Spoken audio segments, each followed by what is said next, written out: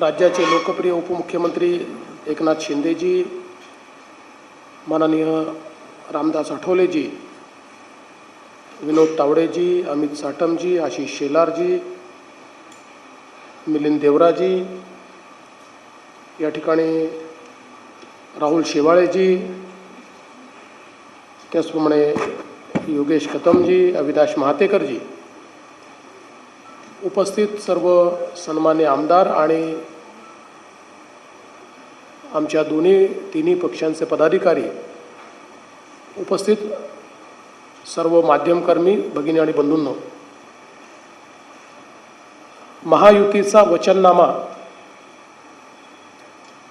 आज आपल्या समोर आम्ही प्रकाशित करतो आणि माननीय उपमुख्यमंत्र्यांनी या वचननाम्याचे सर्व हायलाइट्स आपल्यासमोर ठेवले आहेत.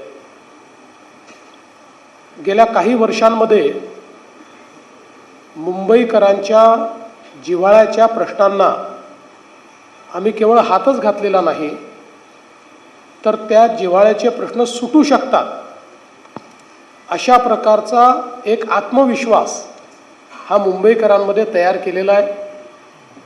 आणि म्हणून इतर कोणीही वचननामा दिला तरी त्यांचा ट्रॅक रेकॉर्ड आणि आमचा ट्रॅक रेकॉर्ड याच्यामध्ये असलेल्या अंतरामुळे आम्ही जो काही जाहीरनामा वचननामा देतो तो पूर्ण करू.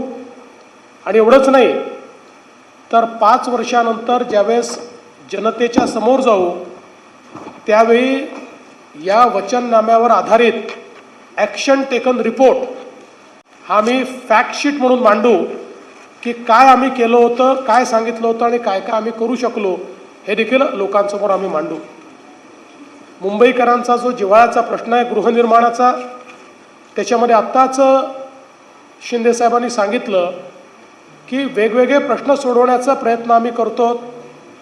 त्या ठिकाणी डीम्ड कन्व्हेन्सचे विषय आम्ही सोडवलेले आहेत, जागा फ्री होल्ड करण्याच्या संदर्भातले निर्णय आम्ही घेतले आहेत, काही ठिकाणी हाईटचे जे रिस्ट्रिक्शन्स आहेत ते दूर करण्याकरता मग एअरपोर्ट अथॉरिटीचं रडार शिफ्टिंग असेल किंवा वेगवेगळ्या प्रकारच्या परमिशन्स असतील, फनेल झोन असेल, यामध्ये देखील मोठ्या प्रमाणात आपण निर्णय घेतले आहेत आणि भविष्यात याला चालना देण्याचा आपण एक प्रयत्न करणार आहोत.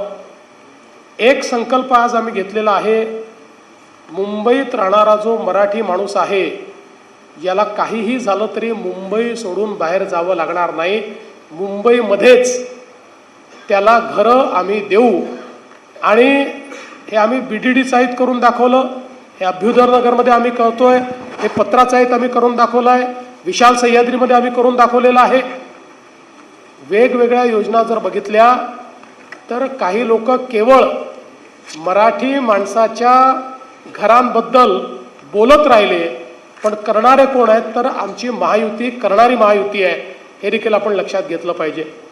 आणि यासोबत एक अजून आम्ही निर्णय केला आहे की म्हाडाचे जे लेआउट्स आहेत, या म्हाडाच्या लेआउट्समध्ये आता त्याचं रिडेव्हलपमेंट करताना एकतर तिथल्या लोकांना आम्ही अधिकची जागा देतोच, पण त्याचसोबत त्याच्यामध्ये आता ट्रान्सपरन्सी आम्ही आणलेली आहे.